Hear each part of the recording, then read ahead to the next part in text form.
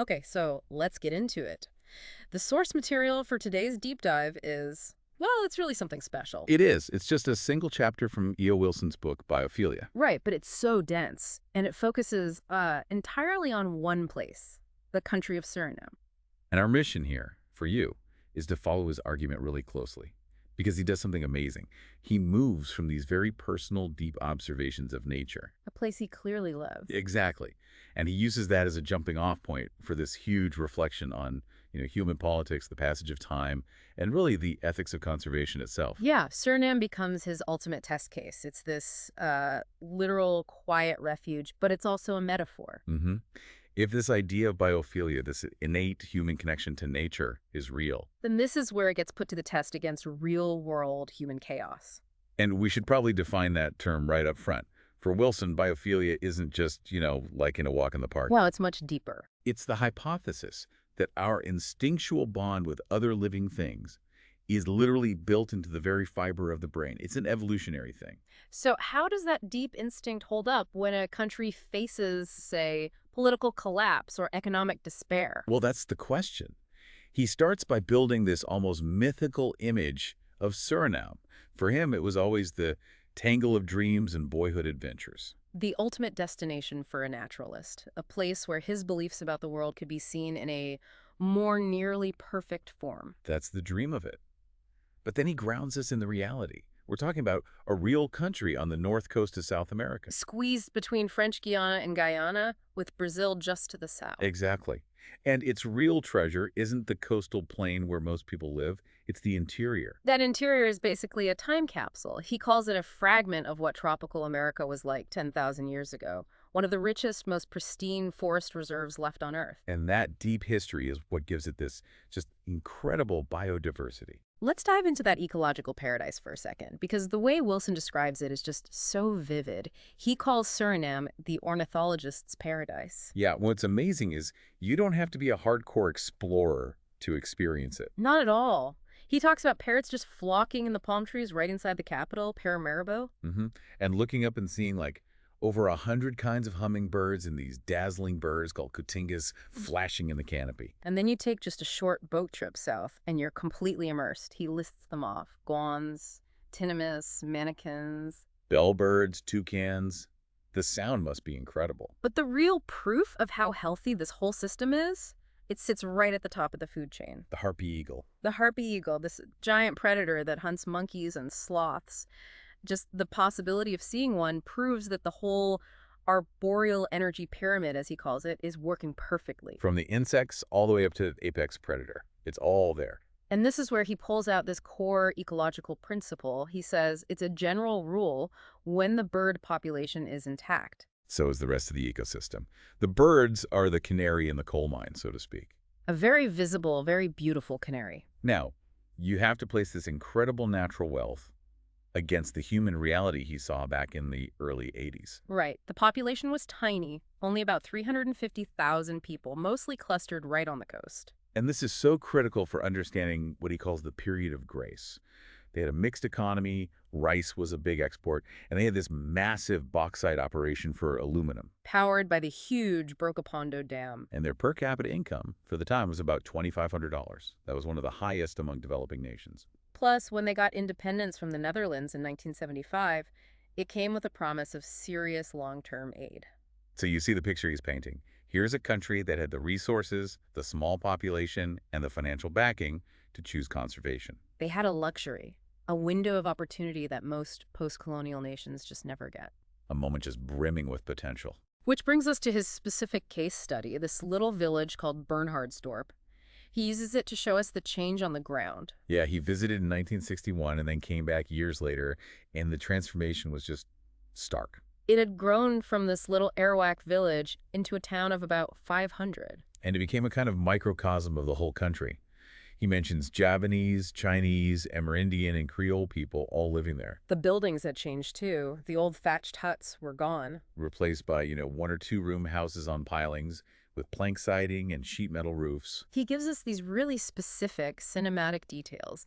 A small store run by a Chinese family. And you get this clash of symbols right there. You've got Coca-Cola signs next to this national billboard. Oh, that billboard is such a powerful image. It is. It has two armed Arawak warriors representing the past, but then also this shield with a sailing ship, a star, a palm tree. Symbols of the new economy, of commerce and hope. And underneath it all, the national motto, Justitia Pietas Fies. Justice, piety, faith.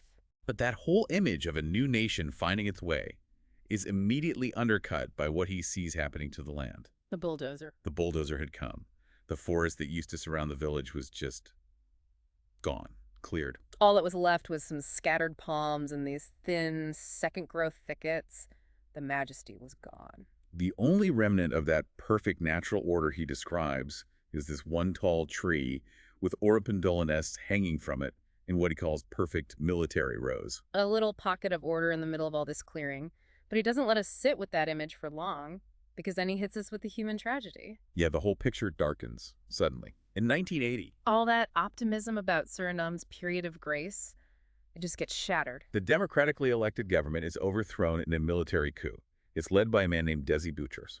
Who Wilson describes pretty dismissively as a military physical education instructor with little education. And the politics shift fast. Bouterse starts courting Cuba and the Soviet Union, embracing Marxism-Leninism. And then comes the absolute turning point, the December tragedy in 1982. It's brutal.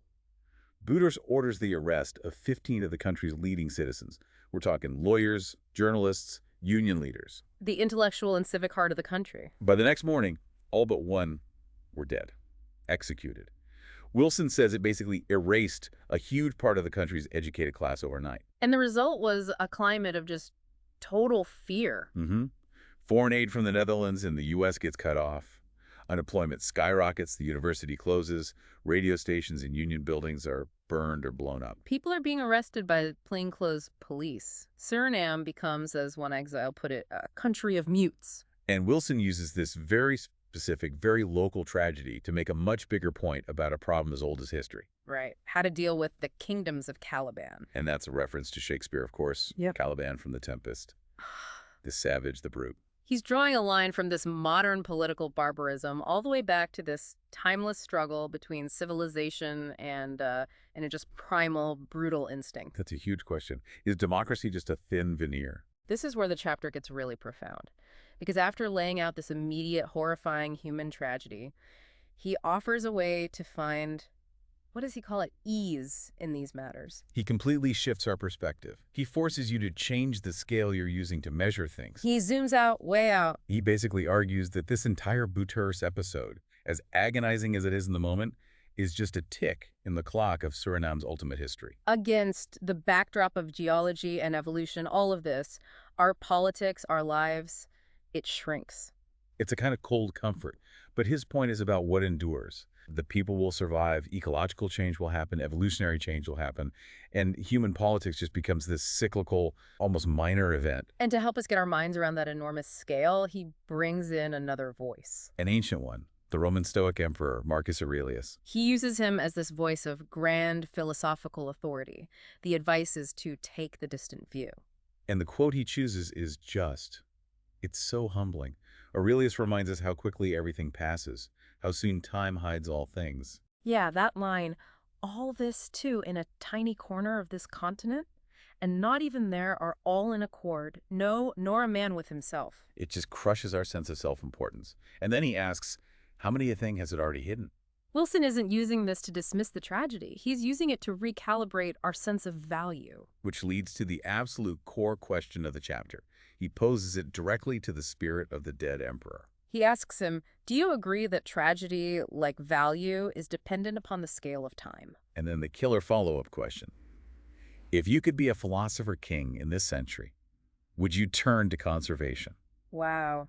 In other words, if you're looking for something of true, lasting value, something that withstands the corrosion of time, is it our political systems, or is it the million-year history of the natural world? He's arguing that conservation is the only truly timeless, truly grand action available to us. So with that in mind, he brings us back down to earth, back to Bernhard's door. He says that despite everything, the coup, the fear, the bulldozers, The place is still a portal to far-reaching dreams.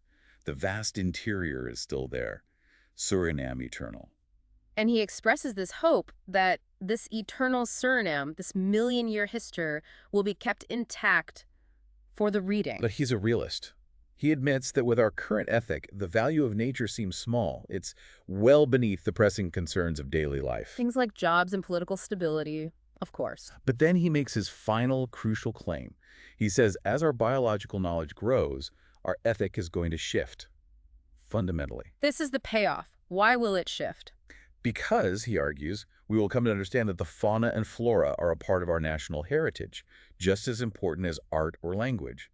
And the reason for that has to do with the very fiber of the brain. Biophilia, it comes full circle. It's essential to who we are. So preserving nature isn't some side project. It's tied into the very definition of humanity, that astonishing blend of achievement and farce that has always defined our species.